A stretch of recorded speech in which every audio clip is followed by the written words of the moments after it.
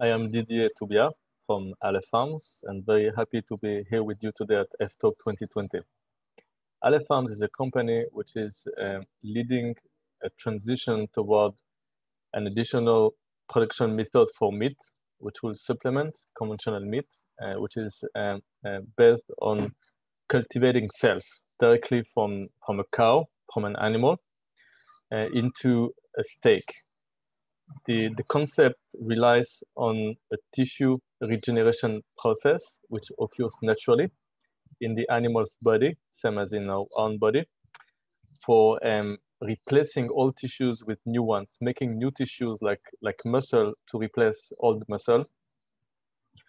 The company started with the Strauss Group, which is a food company here in Israel, and with the Technion, Israel Institute of Technology. We're part of the EIT Food Network, and we've been awarded by UNESCO and NetExplo as one of the 10 most promising sustainable technologies globally in 2020. We're also working very closely with the World Economic Forum as a technology pioneer. We hear sometimes the question, how can we feed 9, 10 billion people in 2040 or 2050? In our views, this is not the right question. The right question is, how can we feed today's world population in a sustainable manner? And we need today 1.7 planets to provide the natural resources we use for our daily activities. And agriculture is definitely one of the most resource-intensive activity we're managing on planet Earth. 70% of the global fresh water is used for agriculture, half of the world's habitable land. And what's important to understand is that 48% of the global harvest of the crops we grow are used to feed animals, meaning that beyond the greenhouse gas emissions produced by animals, especially by cattle, we cannot successfully lead a transition in agriculture without taking into account livestock and animal farming. We've seen in the few last years the plant-based meat alternatives developing very quickly in the market. Beyond Meat or Impossible have been very successful. On the other hand, companies like Nestle have also entered the space. And what those companies do is replacing meat with plants like soy, pea, or wheat, and processing those plants to make them feel, look, and taste as closely as possible to meat. What cultivated meat is, or cell-cultivated meat, is completely different. We don't replace meat with something else. We stick to meat. We replace the production process.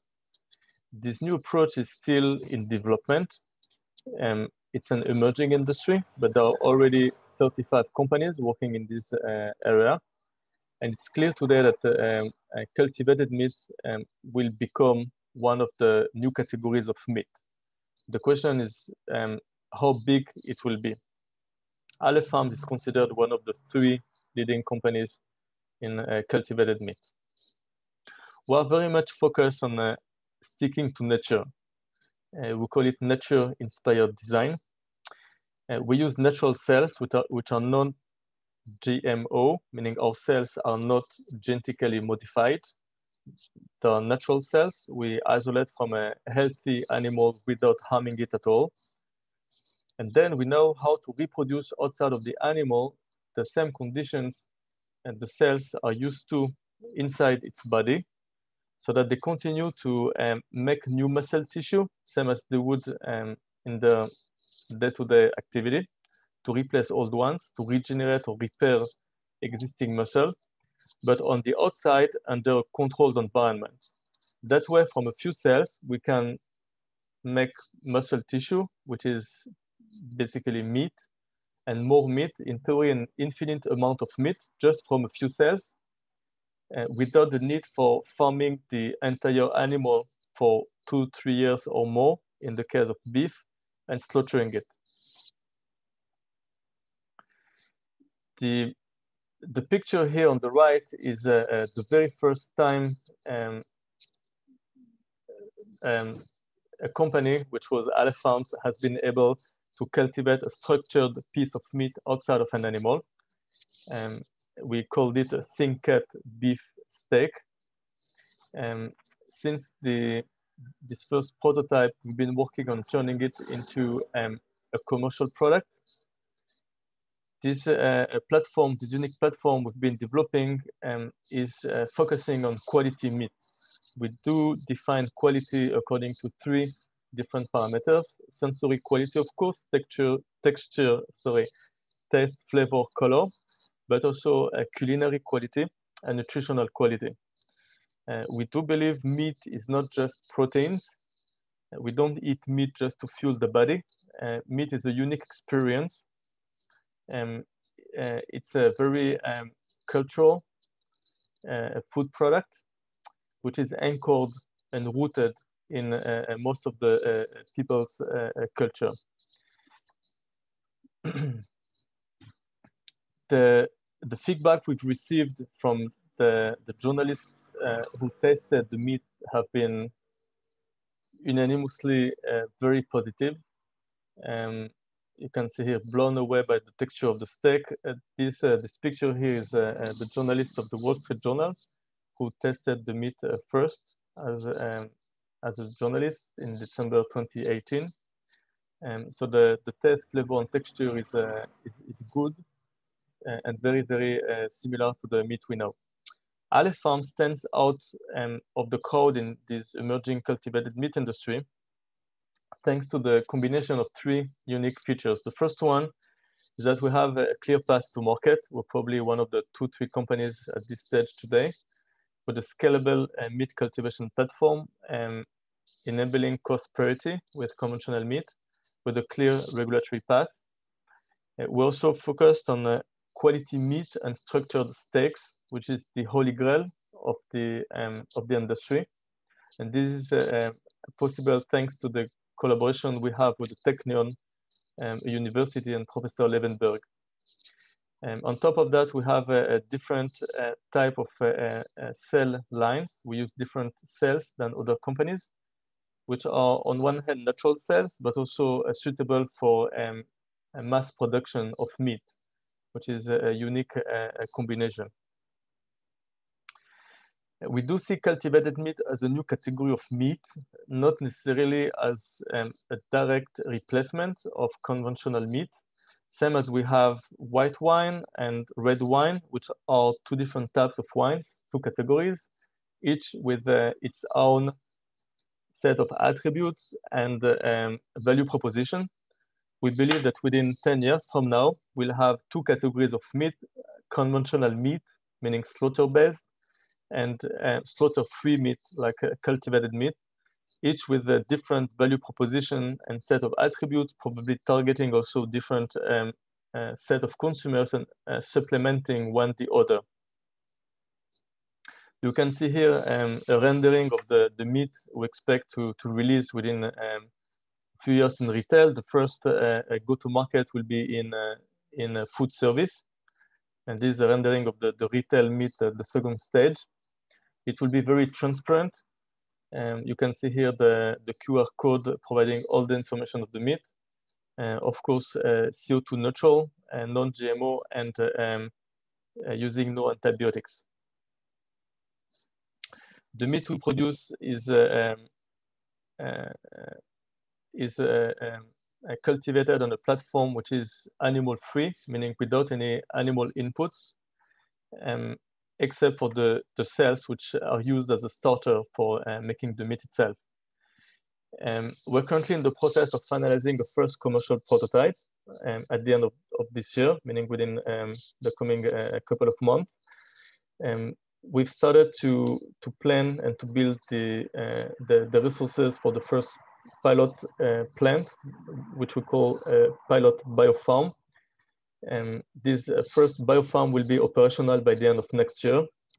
And second half of 2022, we expect a first commercial release as well as regulatory clearances, of course.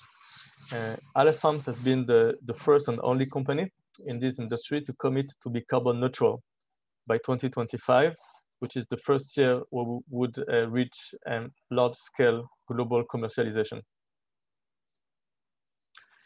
The challenges we do envision in this path to market are, on one hand, the technological challenge, making sure that we build the right platform for scaling up the cultivation, the production of the meat, and reach a cost parity, which is non-trivial. And the second challenge we do see as significant is the necessity for managing the consumer expectations right and getting the product itself right. On the technological side, you can see here an illustration of the larger scale production facilities we're planning.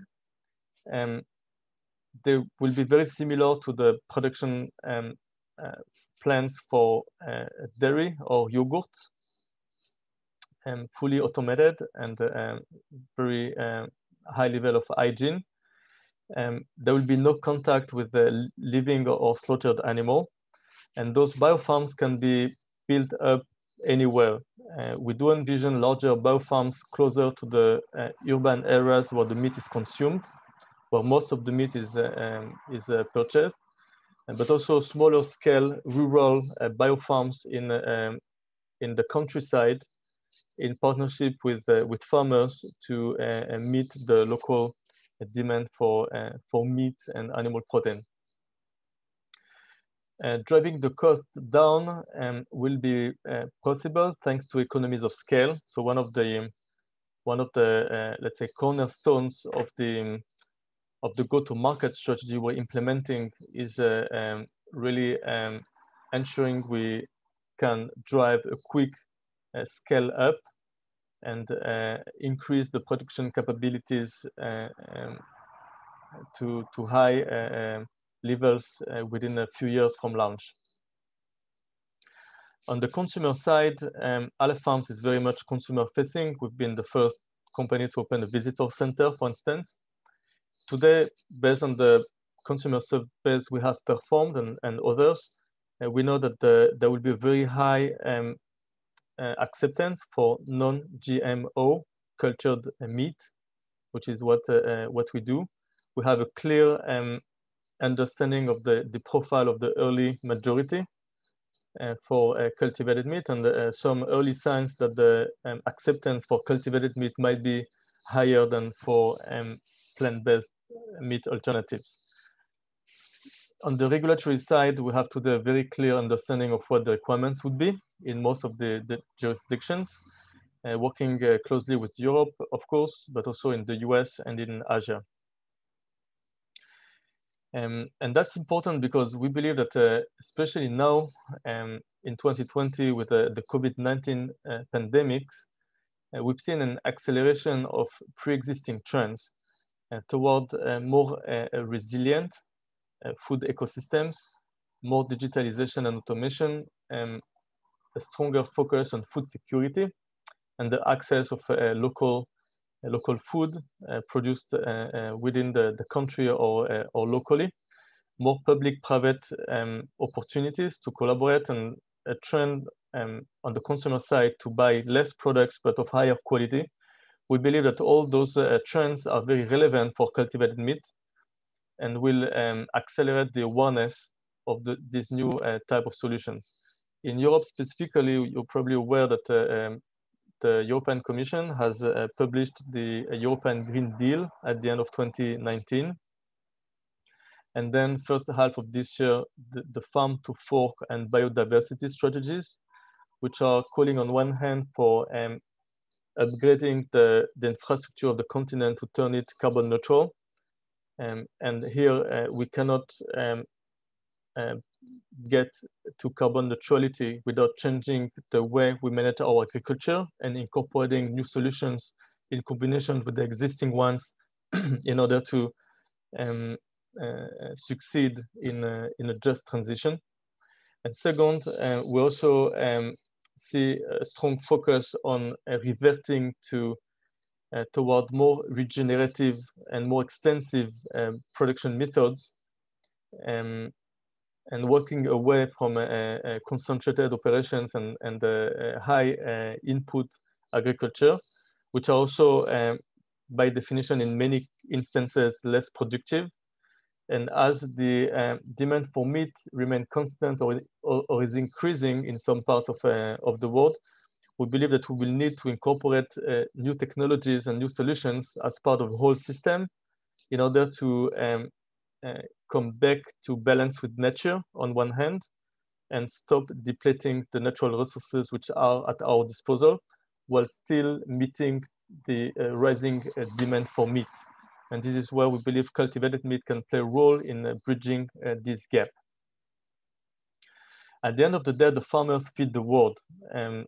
That's not a secret. So for any new agricultural production method to be successful, it has to make sure that it incorporates the constraints and the needs of the farmers. We do see at AlephFarms a very important opportunity to partner with livestock farmers, and we've been actively engaged with a few cooperatives in Europe to develop the right models.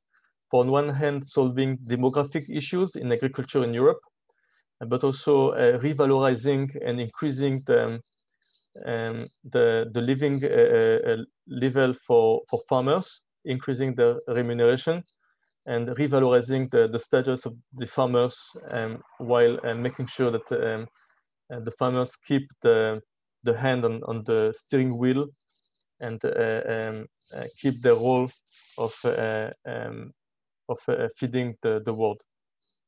Based on this understanding, we've developed a comprehensive sustainability strategy, relying on 4 pillars: environmental sustainability, of course, but also economic, with a focus on food security and resilience, health and nutrition, in accordance with the Eat Lancet report and the FAO definition of sustainable diet, and social sustainability, with a lot of efforts in building the right models for strengthening local communities and preserving or improving the prosperity of the livestock farmers. At the end of the day, meat is not just a protein, it's not a functional product, and solving the protein challenges is not a technical issue, it's a very cultural issue. Meat is an experience, it's a complex product rooted in the people culture. It's also part of a whole ecosystem. So in order to succeed in leading this transition, we need first to work together as an ecosystem, hand in hand, with the meat and food industries and players, and also understand the consumers and make sure that we provide not just technical solutions, but solutions which would be incorporated in the consumer's diet and which would meet the expectations of the consumers. Thank you for your attention.